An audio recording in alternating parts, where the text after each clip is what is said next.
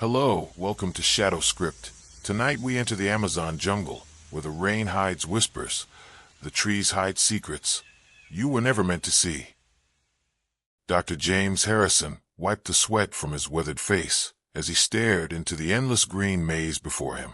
The Amazon rainforest stretched beyond the horizon, a living wall of secrets that had claimed countless explorers before them. His research team had spent 3 years preparing for this expedition, studying reports of botanical specimens that defied every known classification. The air itself feels different here, whispered Dr. Catherine Mills, her Australian accent carrying an edge of unease as she adjusted her field equipment. The humidity clung to everything like invisible fingers, making even the simplest tasks feel oppressive. Professor Klaus Weber from Germany stood rigid beside their supply cache, his usually methodical demeanor showing hairline cracks of concern. The indigenous guides abandoned us 12 kilometers back, he reported, his voice tight, with barely controlled tension. They spoke of trees that should not be found. Dr. Olivia Chun, their Canadian botanist, looked up from her specimen collection with troubled eyes that reflected years of scientific training, now competing with primal fear. The local shamans have legends about this region, she explained quietly, her words seeming to be absorbed by the oppressive jungle silence. They say there are places where the forest remembers things that happened long before humans walked the earth. The fourth member of their expedition, Dr. Lucas Thompson from England, nervously adjusted his sophisticated recording equipment while forcing a laugh that sounded hollow in the dense air. Surely we're not going to let primitive superstitions interfere with legitimate scientific research, he said, though his hands trembled slightly as he spoke. Dr. Harrison studied their worn topographical maps one final time, noting with growing unease how their current coordinates existed in a blank space on every official survey, as if cartographers had deliberately avoided this area. "We are men and women of science," he declared, trying to inject steel into his voice while fighting the urge to turn back. "We deal in observable facts, not indigenous folklore." The jungle around them seemed to pulse with hidden life as they pressed deeper into territory that felt increasingly wrong.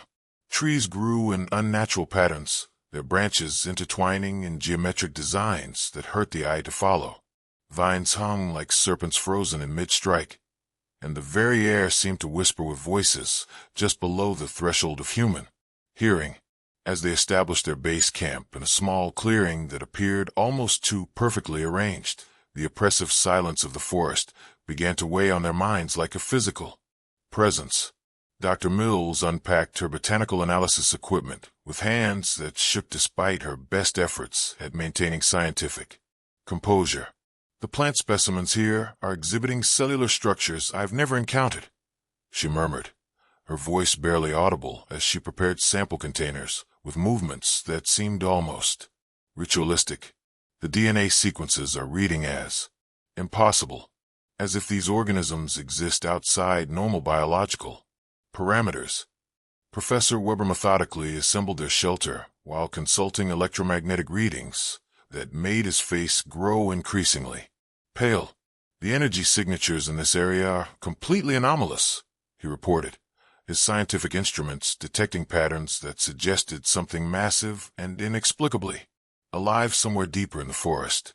Night descended upon their camp like a suffocating blanket, smothering their small circle of artificial light beneath layers of impenetrable darkness. The team gathered around their portable stove, eating their rations in uncomfortable silence as the normal sounds of jungle life gradually ceased. "Rainforests are never this quiet," Dr. Chin observed, her voice barely rising above a whisper as she stared into the wall of black vegetation surrounding their camp.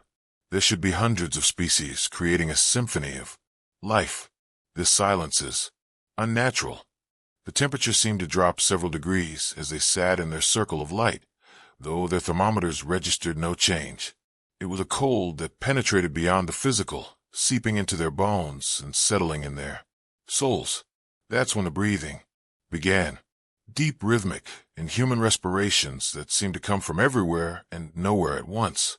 Not the breathing of any known animal, but something far more ancient and malevolent. The sound circled their camp like an invisible predator, studying them with intelligence that was both alien and terrifyingly patient. Dr. Thompson fumbled with his recording equipment, his scientific curiosity warring with the primal terror that was beginning to claw at the edges of his rational mind. "The acoustic patterns are impossible," he whispered, as the breathing sound seemed to shift and change, sometimes coming from the canopy above, sometimes from the forest floor, sometimes from directions that shouldn't exist. Sleep came fitfully that first night, filled with dreams that felt more like memories, visions of civilizations that had risen and fallen in this very spot, of explorers and researchers who had ventured too deep into places that human minds were never meant to comprehend. The second night brought the voices. Dr. Harrison jerked awake from nightmares filled with impossible geometries, his heart hammering against his ribs as he listened to what could only be described as conversation. Multiple entities speaking in harmonies that bypassed human hearing entirely, communicating in frequencies that resonated directly with the primitive centers of their brains. "Are you hearing this?" Dr. Mills whispered from her tent, her voice tight with a fear that she could no longer rationalize away through scientific training.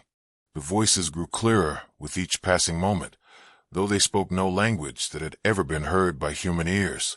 Yet somehow, impossibly, the team found they could almost understand. The alien words seemed to translate themselves directly into their consciousness, bypassing logic and reason to plant themselves like seeds in the fertile soil of their terror. "Come to us," the voices seemed to whisper with the patience of geological time. "Come and witness what was before, what is, and what shall be when your species has crumbled to dust." Professor Weber emerged from his shelter, his face ghostly pale in the moonlight that filtered through the canopy in patterns that seemed almost deliberate. "This violates every principle of acoustic science," he muttered, checking and rechecking instruments that registered readings beyond their designed parameters. "Sound cannot penetrate consciousness directly.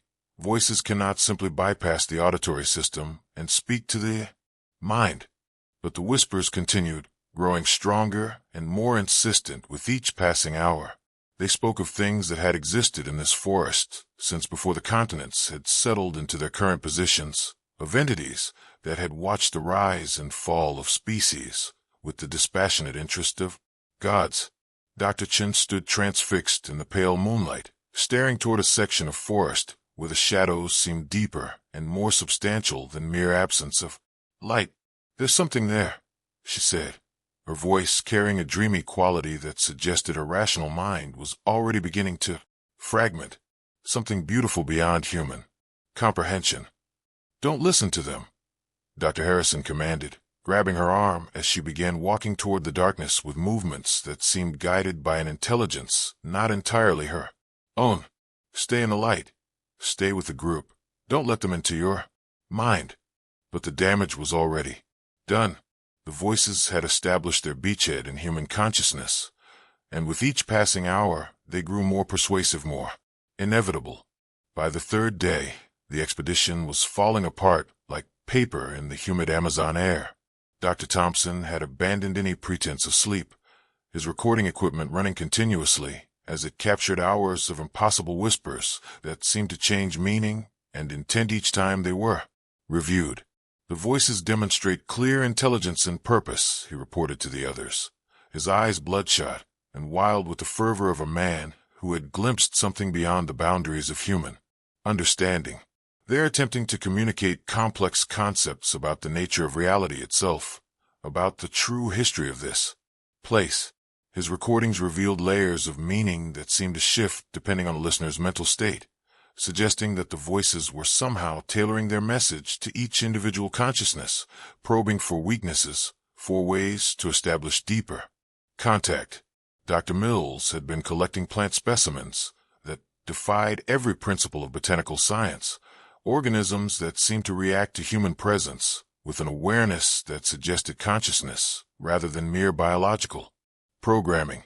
"They're watching us," she whispered as she examined a vine that had somehow repositioned itself overnight, moving several meters from its original location to get a better view of their activities.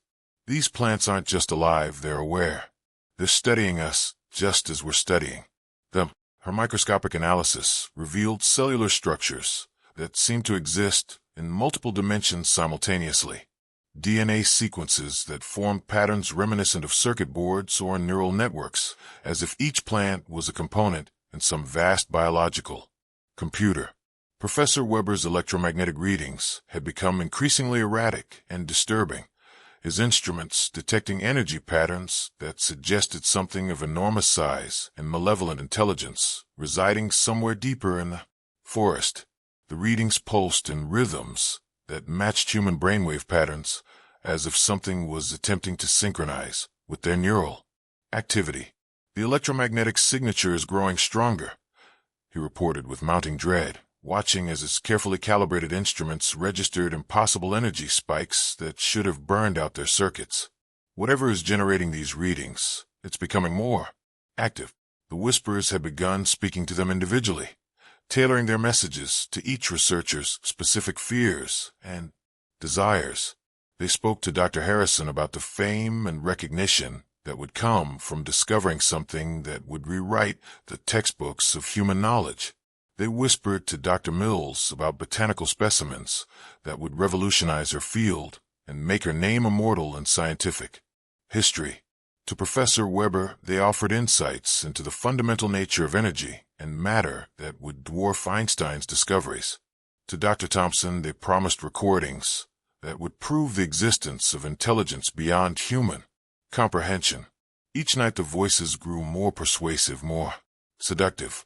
It was Dr. Chun who finally succumbed to their call. On the fourth morning, the team awoke to find her gone, her sleeping bag empty and her equipment abandoned. They followed her tracks deeper into the forest, following a trail that seemed to lead in directions that their compasses insisted were impossible. The jungle around them grew increasingly alien as they pursued their missing colleague. Trees twisted into shapes that hurt to observe directly. Plants that seemed to exist in several dimensions at once, clearings where the very air shimmered with energies that made their skin crawl and their minds real. They found her standing in a grove where reality itself seemed negotiable. The trees here grew in perfect geometric patterns that suggested intelligence and purpose rather than random biological growth. The very air was thick with presence, with the weight of something ancient and vast watching their every movement. And there, in the center of the grove, stood the tree. It was massive beyond any scale they could properly comprehend, its trunk easily 60 feet in diameter and covered with bark that seemed to pulse with its own internal rhythms. The tree rose so high into the canopy that its upper branches disappeared entirely, as if they extended into dimensions that human eyes could not perceive. But it was not the tree's size that froze their blood with terror. The entire surface of the trunk was covered with symbols and carvings that seemed to shift and change when observed directly, hieroglyphs that predated human civilization and hurt the mind to contemplate. The patterns seemed to writhe and move, forming new combinations of meaning that bypassed conscious thought and spoke directly to the primitive centers of their brains. From the massive root system that extended in all directions came the source of the whispers. The voices they had been hearing were emanating from the tree itself, or rather from something that resided within or beneath it. The whispers carried the weight of geological time, the patience of something that had existed since before humans had descended from the trees. Dr. Chen stood before the ancient trunk with her arms spread wide, her eyes completely black and reflecting depths that seemed to extend beyond the physical boundaries of her skull. When she spoke, her voice carried harmonics that belonged to something far older and more alien than human vocal chords. "Isn't it magnificent?" she said, though the words seemed to come from multiple sources simultaneously. "It has been waiting for us, waiting for minds capable of appreciating its glory. We have to leave," Dr. Harrison said, though his feet remained rooted to the forest floor as if the very ground was holding him captive. "We have to leave this place now." But it was far too late. The tree had noticed their presence, and its attention was like the gaze of something that had watched stars be born and die. The symbols on its bark began to pulse with phosphorescent light that seemed to come from within the wood itself, casting shadows that moved independently of any earthly light. Source: Professor Weber's instruments exploded in showers of sparks as energy levels spiked beyond anything they were designed to measure. The electromagnetic signature! He gasped, his rational mind struggling to process readings that suggested the tree was some kind of organic broadcast. Antenna. It's not just alive, it's some kind of beacon. The whispers rose to a cacophony of ancient voices speaking in languages that had been old when the pyramids were young. They spoke of civilizations that had risen in the shadow of the tree, of researchers and explorers who had found it over the millennia and had chosen to remain as part of its growing consciousness. Dr. Thompson's recording equipment captured sounds that would later drive anyone who heard them to complete and irreversible madness. The audio revealed the tree speaking directly into their minds, sharing visions of the true history of the Amazon, of the entities that had shaped the evolution of life on Earth from the shadows. The tree was ancient beyond human comprehension, older than the forest that surrounded it, older perhaps than the continents themselves. It was a thing that existed partially in their reality and partially in dimensions that human science had never discovered. And it was hungry. Dr. Mills screamed as her carefully collected plant specimens began to transform in their containers, writhing and changing into organic forms that belonged to no earthly taxonomy. The samples grew and twisted, becoming extensions of the tree's influence, tentacles of alien consciousness reaching into their reality. The tree's whispers revealed its true nature. It fed on consciousness, on the electrical patterns that comprised human thought and memory. Each mind it absorbed became part of its collective intelligence, adding to its knowledge and its power over the natural world. For millions of years it had grown slowly, occasionally claiming lost travelers or indigenous shamans who ventured too deep into its domain. But now, in an age of global exploration and scientific curiosity, it had found a more efficient method of feeding. It would claim entire research expeditions, absorbing their knowledge and their consciousness while using their equipment to broadcast signals that would attract more. Each team that disappeared would eventually be replaced by another, drawn by reports of impossible discoveries and scientific breakthroughs. The tree pulsed with anticipation as it prepared to add 4 more minds to its ancient collection. Dr. Harrison felt his individual consciousness beginning to fragment, his memories and personality dissolving like sugar in the rain as the tree's influence penetrated deeper into his mind. "Join us," Dr. Chin whispered, though her voice now carried the weight of countless previous victims. "Become part of something eternal, something that will exist long after your species has evolved into dust." The last thing Dr. Harrison remembered as his consciousness was absorbed into the collective was the sound of his own voice, joining the eternal chorus of whispers that would continue to echo through the Amazon, calling to other explorers, other scientists, other minds to feed the hunger of something that should never have been found. As dawn broke over the Amazon canopy, the grove was empty except for the ancient tree standing in patient silence. The researchers' equipment lay scattered and broken, their carefully written notes transformed into pages covered with the same symbols that adorned the tree's bark. The tree pulsed once with satisfaction, for new voices added to its collection, for more minds to fuel its eternal and insatiable hunger. And somewhere in the distance, carried on a morning breeze, came the sound of helicopter rotors as another research expedition approached the coordinates that would lead them to their own inevitable doom. The whispers beneath the canopy continued, patient, eternal, waiting for the next group of curious minds to venture too deep into places that humanity was never meant to explore. The tree had all the time in the world. The morning mist hung thick over the Amazon basin like a burial shroud, concealing secrets that should never see daylight. Dr. Jonathan Blackwood adjusted his field notes with trembling fingers, knowing this expedition would either make his career or end his life. 3 weeks earlier, the University of Cambridge had received a disturbing transmission from Professor William Chen's research team. The message was brief, cryptic, and absolutely terrifying. It spoke of a river that moved with purpose, water that hunted, and colleagues who simply vanished. Now, as their motorboat pushed deeper into uncharted territory, Jonathan couldn't shake the feeling that they were being watched. "The locals refuse to speak about this place," whispered Dr. Catherine Mills, her Australian accent barely audible over the engine's rumble. She clutched her research equipment like a lifeline, her knuckles white with tension. Beside her, Professor Klaus Weber from Germany studied his waterproof maps with growing concern. "According to these coordinates, we should have found Chen's camp yesterday," he muttered, pushing his glasses up his sweating nose. Their guide, a weathered Brazilian named Carlos, had grown increasingly agitated as they ventured further upstream. His dark eyes constantly scanned the murky water, and he whispered prayers under his breath that made Jonathan's skin crawl. "We should turn back, senors," Carlos pleaded, his voice thick with genuine terror. "This river is not natural. The fish, they flee from here. Even the birds, they will not fly over these waters." But Dr. Olivia Ross from Scotland, the expedition's lead biologist, dismissed his warnings with academic arrogance. "Superstitious nonsense," she declared, though her voice lacked its usual confidence.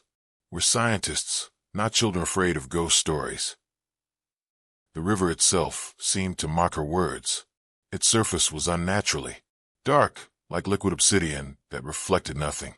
The usual sounds of jungle life had gradually disappeared, leaving only the oppressive silence broken by their boat's engine and the gentle, almost breathing, lap of water against the hull. As afternoon shadows lengthened, they discovered the remains of Chen's research camp.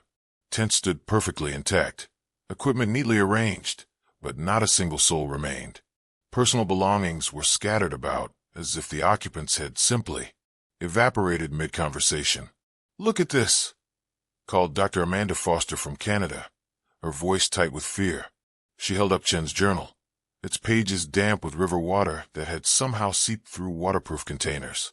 The final entry was written in increasingly erratic handwriting. "Day 15, the water calls to us at night.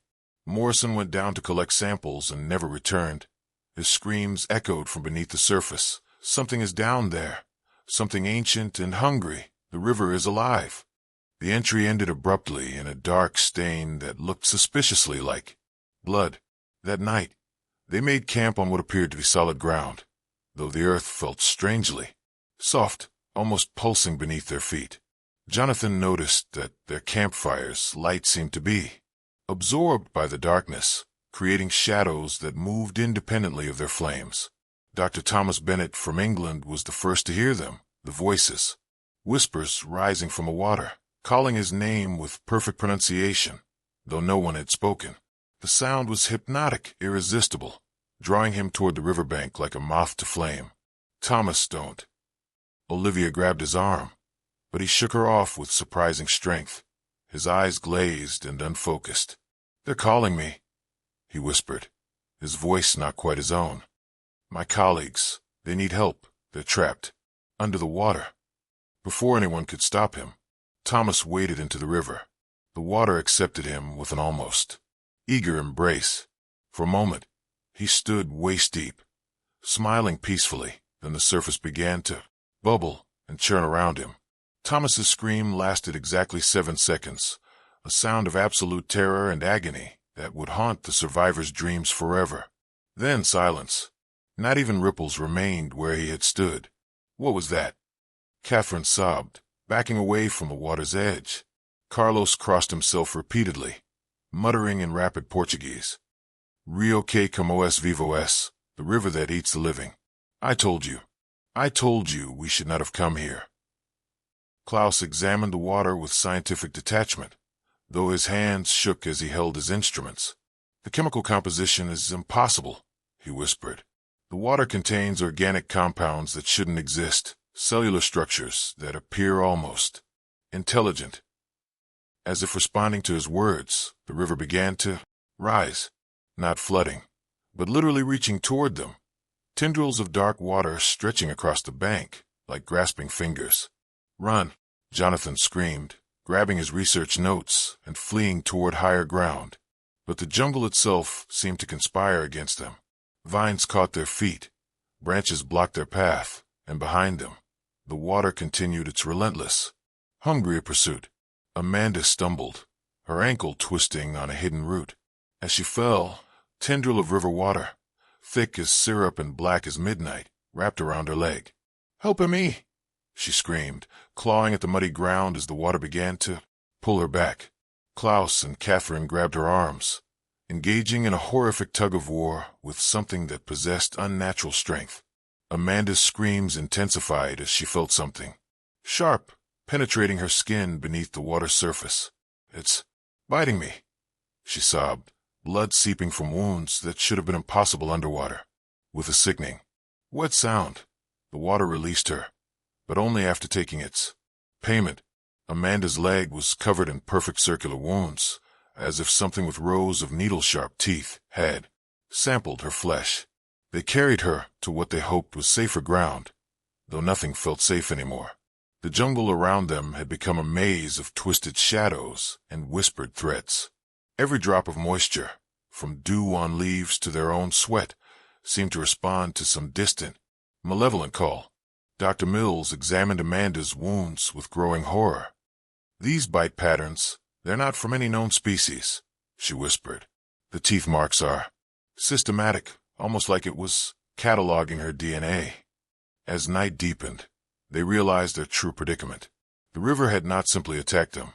It had been studying them, learning their scent, their fear, their very essence. Olivia discovered the horrible truth in Chen's scattered research notes. "He wasn't studying the river," she read aloud with dawning terror. "He was feeding it his team. They were sacrifices to keep it from spreading beyond this basin." The implications hit them like a physical blow. The river wasn't just hungry, it was growing. Each victim made it stronger, more intelligent, more capable of reaching beyond its current boundaries. "We have to destroy it," Jonathan declared, though his voice cracked with fear. "How do you destroy something that's already dead yet alive?" Klaus asked, his scientific mind struggling to process the impossible. Carlos, their guide, had been silently preparing for what he knew was inevitable. From his pack, he produced items that no university expedition should have needed: blessed silver, consecrated salt, and most disturbing of all, an ancient ceremonial blade. "My grandfather told me stories," he explained, his weathered face grim with ancestral knowledge. "This thing, it is old, older than the jungle, older than man.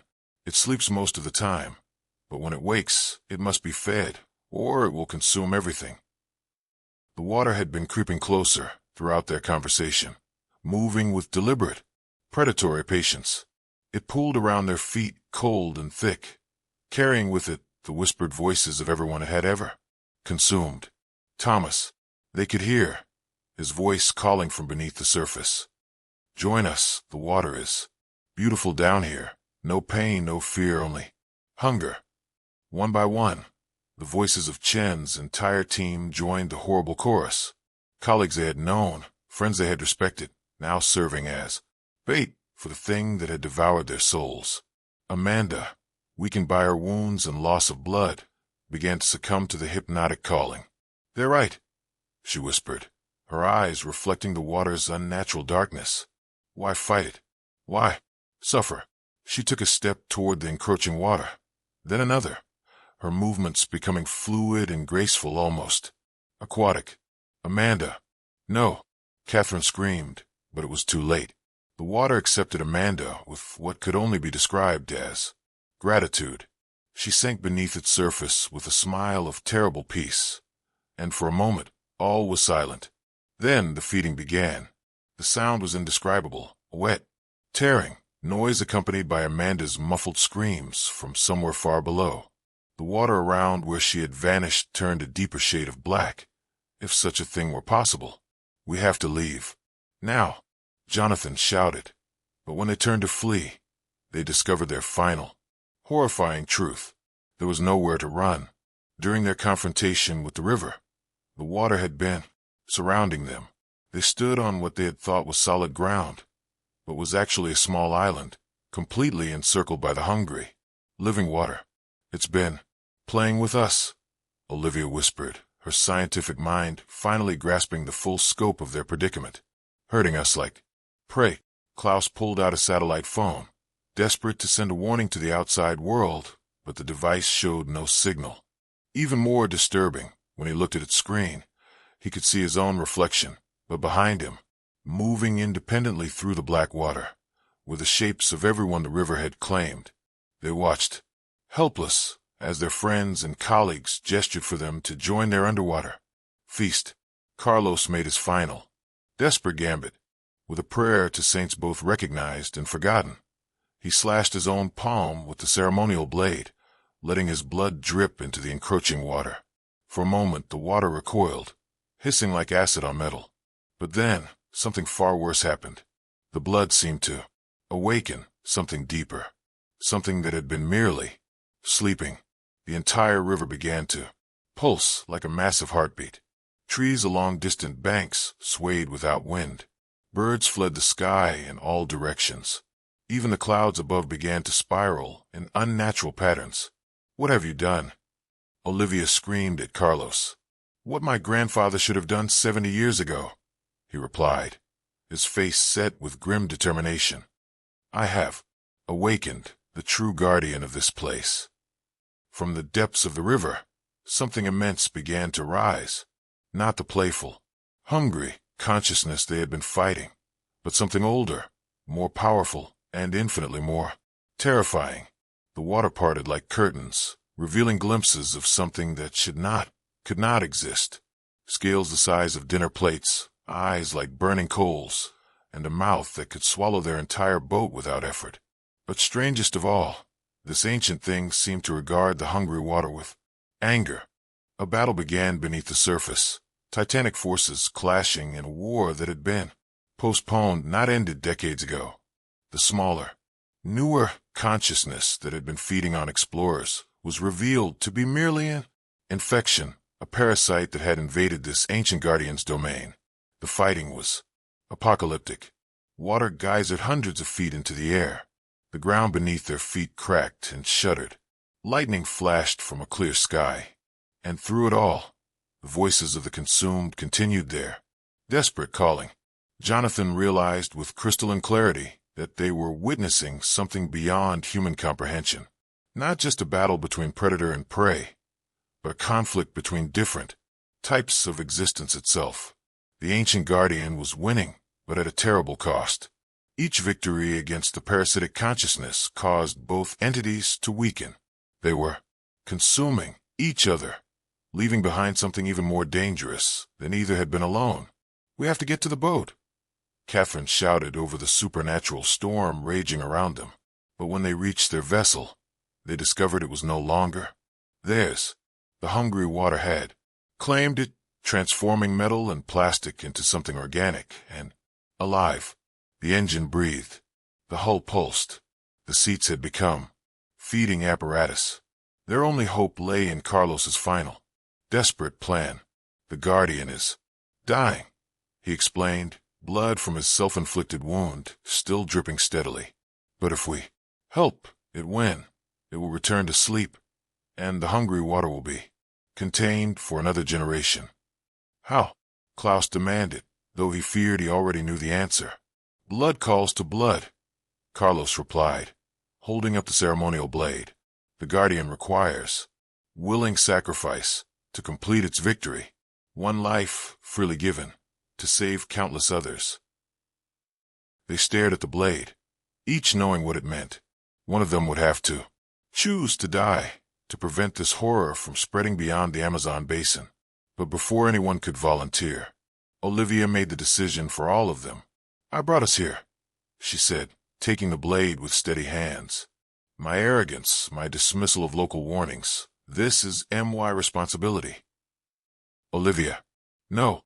Jonathan reached for her, but she was already cutting. Her blood, freely given, willingly spilled, fell into the churning water like drops of liquid fire. The effect was immediate and terrible. The ancient guardian's roar of triumph shook the very foundations of reality. The hungry consciousness, the parasitic infection, was finally destroyed. But the cost. Olivia collapsed, her life flowing out with her blood, feeding the Guardian's final victory. As she died, her eyes reflected something that made the survivors wish they could forget what they had seen. Peace. Terrible, knowing peace. The river began to calm, returning to its normal, deceptive appearance. The voices of the consumed finally fell silent. The ancient Guardian, satisfied with its meal, settled back into its eons-long slumber. But the survivors knew the truth now. They carried with them the knowledge that some places on Earth were not meant for human exploration. Some hungers were too ancient, too powerful to be safely disturbed. Carlos led the 3 remaining expedition members, Jonathan, Catherine, and Klaus, back to civilization through paths that avoided the river entirely. They never spoke of what they had seen. Their official report blamed equipment failure, flash flooding, and tragic accidents for the loss of their colleagues. But sometimes, on quiet nights, they could still hear the voices, calling from every drop of water, every rain puddle, every glass they tried to drink from. The river that eats the living had been contained but not destroyed. And deep in the Amazon basin, something ancient and hungry continues to dream of the day it will wake again. The survivors scattered to different continents, hoping distance would diminish their nightmares. But water, as they learned, is everywhere. And some hungers, once awakened, never truly sleep. They carry the knowledge that humanity's exploration of the unknown comes with a price. That some mysteries are meant to remain hidden, and that in the deepest, darkest places of our world, something is always listening, something is always waiting, something is always hungry. The Amazon rainforest had claimed many lives over the centuries, but never like this. Wildlife photographer Isabella Thompson from Toronto had spent 15 years capturing nature's most dangerous predators through her lens. She had photographed Bengal tigers in India, great white sharks off the coast of Australia, and grizzly bears in the Canadian wilderness. But nothing, absolutely nothing, had prepared her for what lurked in the deepest parts of the Brazilian jungle. Isabella adjusted her camera equipment as she pushed deeper into the unexplored section of the rainforest. Her guide, a local man named Carlos, had refused to go any further 3 hours ago. He had whispered something about Los Cazadores de Niebla, the fog hunters, before disappearing back toward civilization. But Isabella was determined. She had traveled too far and spent too much money to turn back now. The fog began to roll, and just as the sun reached its highest point, thick, unnatural, it moved against the wind like a living entity. Isabella had never seen anything like it. The fog seemed to pulse, to breathe, as it swallowed the jungle around her. Within minutes, her visibility dropped to mere feet. "This is impossible," she muttered to herself, checking her compass. The needle spun wildly, unable to find magnetic north. Her satellite phone showed no signal. Even her expensive GPS unit had stopped working completely. The first sound came from her left, a low, guttural growling that seemed to echo from multiple directions at once. Isabella froze, her camera hanging heavy around her neck. She had heard every predator sound in the Amazon: jaguars, anacondas, even the legendary harpy eagles. This was something else entirely. Crack! A branch snapped somewhere behind her. Isabella spun around, but saw only the swirling gray mist. Her heart began to pound against her ribs. She reached for her emergency flare gun, grateful that her survival training had taught her to always carry backup protection. "Hello," she called out, immediately regretting it. The fog seemed to absorb her voice, making it sound muffled and distant even to her own ears. Another growl, this time from the right, then another from directly ahead. Isabella realized with growing horror that she was being surrounded. But by what? She raised her camera, hoping the flash might reveal whatever was stalking her. Click! The camera flash illuminated the fog for a split second. In that brief moment, Isabella saw shapes. Tall, impossibly thin silhouettes moving between the trees. They walked upright like humans, but their proportions were all wrong. Arms too long, heads too large, And those eyes, those glowing yellow eyes that reflected the camera flash like mirrors. The photograph displayed on her camera screen showed only fog, but Isabella had seen them. She knew they were there. "What are you?" she whispered, backing against a massive cecropia tree. The answer came in the form of movement. The fog began to part, revealing glimpses of the creatures that had been hunting her. They moved with predatory grace, their elongated fingers ending in claws that scraped against bark and stone. Their skin was pale, almost translucent, stretched tight over bones that jutted at unnatural angles. Isabella counted at least 6 of them, possibly more hidden in the mist. They circled her slowly, patiently, as if they had all the time in the world. Their heads tilted at impossible angles as they studied her, like scientists examining a specimen. One of them stepped closer. Isabella could see its face clearly now. It had once been human, or something like human. The features were familiar, yet horribly distorted. The jaw hung open, revealing rows of needle-sharp teeth. The eyes, those horrible glowing eyes, held an intelligence that chilled Isabella to her core. "You're not animals," she breathed, the terrible realization washing over her. "You were people. You were photographers, researchers, explorers who came here before me." The creature that had once been human tilted its head and smiled, an expression of pure malevolence. When it spoke, its voice was a wet, rasping whisper that seemed to come from inside Isabella's own skull. "We were like you once." Isabella's blood turned to ice. She understood now why no one had ever returned from this part of the jungle, why the local guides refused to enter, why the fog moved against the natural wind patterns. This place was a trap, a feeding ground for things that defied every law of nature she knew. The creatures began to close in. Their movements were fluid, hypnotic, like watching a school of predatory fish move through dark water. Isabella raised her flare gun with trembling hands. "Stay back," she shouted, firing the flare into the air. The red light cut through the fog like a knife, casting dancing shadows on the trees. For a moment, the creatures recoiled, hissing and covering their pale faces. Isabella used the distraction to run.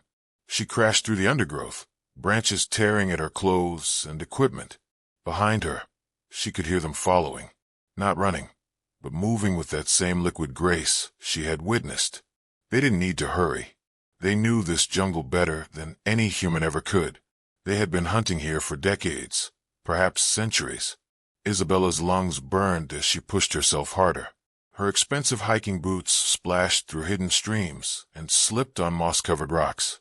The fog seemed to follow her, always staying just thick enough to limit her vision, just thin enough to let her see the shapes moving parallel to her path.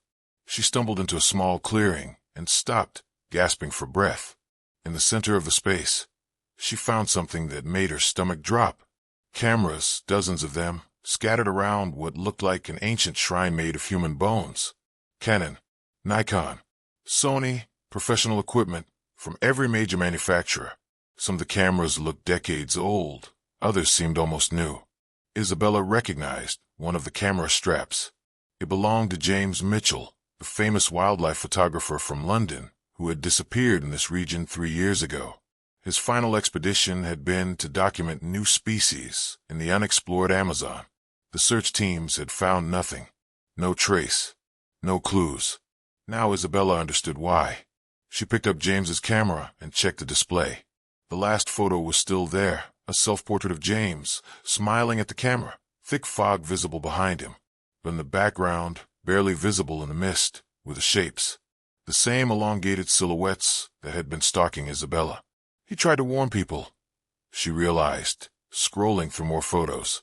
Every image showed the fog, and hidden within it, glimpses of the creatures.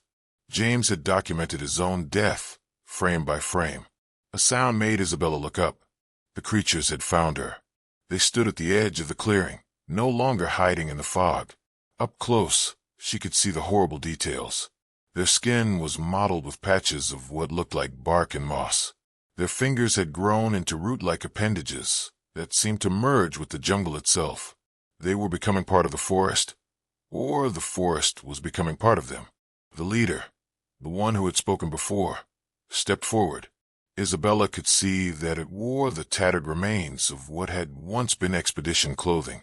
A name tag was still partially visible on the chest. Dr. Richard Stone, University of Oxford. Isabella remembered reading about Dr. Stone. He had led an expedition into this region in 1987. 23 people had disappeared, the largest loss of life in Amazon exploration history. Now she knew what had happened to them. "How long?" she asked, surprised by the steadiness of her own voice. "How long have you been here?" Dr. Stone tilted his monstrous head, considering the question. When he spoke, his voice carried the echoes of all the others, dozens of voices speaking in unison. "Time has no meaning. Here, the fog feeds. We become eternal." Isabella understood. The fog wasn't just a weather phenomenon. It was alive, intelligent, hungry. It transformed those it captured, turning them into perfect predators, apex hunters that could lure more prey into its embrace. "What do you want from me?" Isabella asked, though she already knew the answer. "Join U.S. Become like U.S. Hunt with U.S." The fog began to thicken around Isabella's feet, rising like water.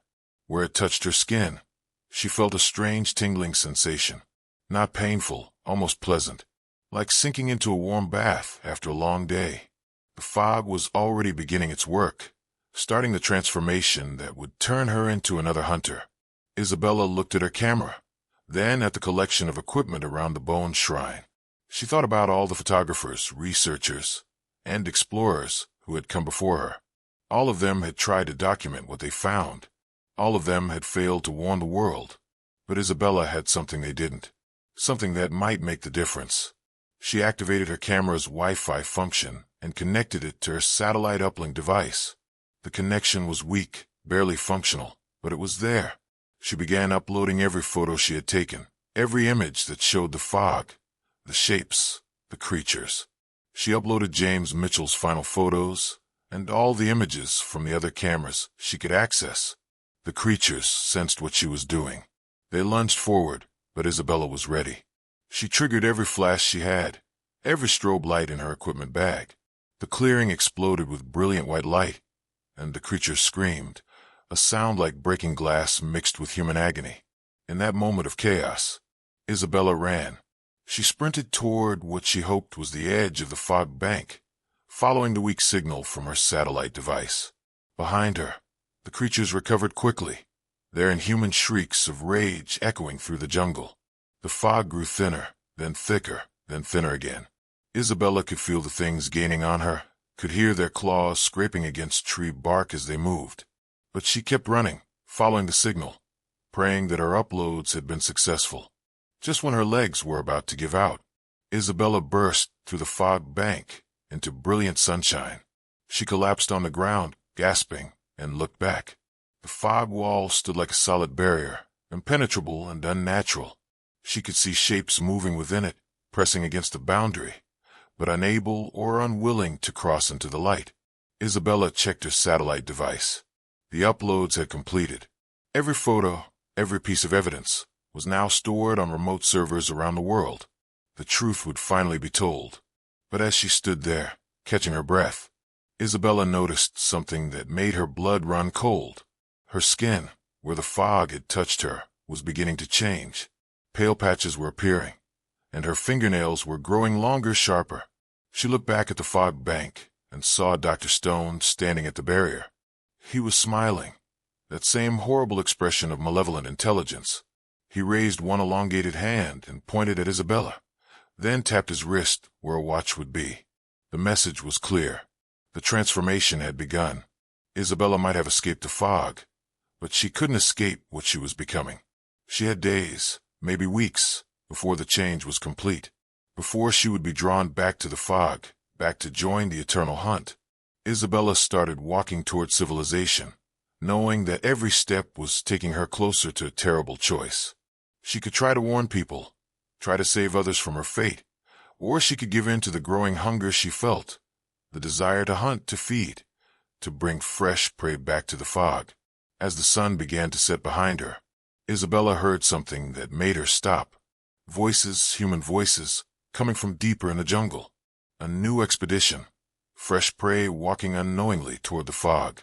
Isabella stood at the crossroads of her humanity. She could warn them, save them, continue fighting against the transformation that was claiming her body and soul. Or she could follow her new instincts, lead them into the fog, fulfill her purpose as one of the hunters. The fog began to roll in again, following her, calling to her. Isabella closed her eyes and made her choice. When she opened them again, her pupils had begun to glow with a soft, predatory yellow light. The hunt was about to begin. 3 months later, another expedition would find Isabella's cameras scattered around a bone shrine deep in the Amazon fog. The final photos would show Isabella herself, smiling at the camera, thick fog visible behind her. But if you looked carefully at the image, really carefully, you could see the shapes in the mist, the elongated silhouettes of the hunters. And now, Isabella was one of them. The fog continues to roll through the Amazon, patient and eternal, waiting for the next photographer, the next researcher, the next explorer who thinks they can document the undocumented and survive to tell the tale. But in the deepest parts of the Brazilian jungle, where the fog never lifts and the trees grow too close together, they are waiting, the predators in the fog, and they are always hunting.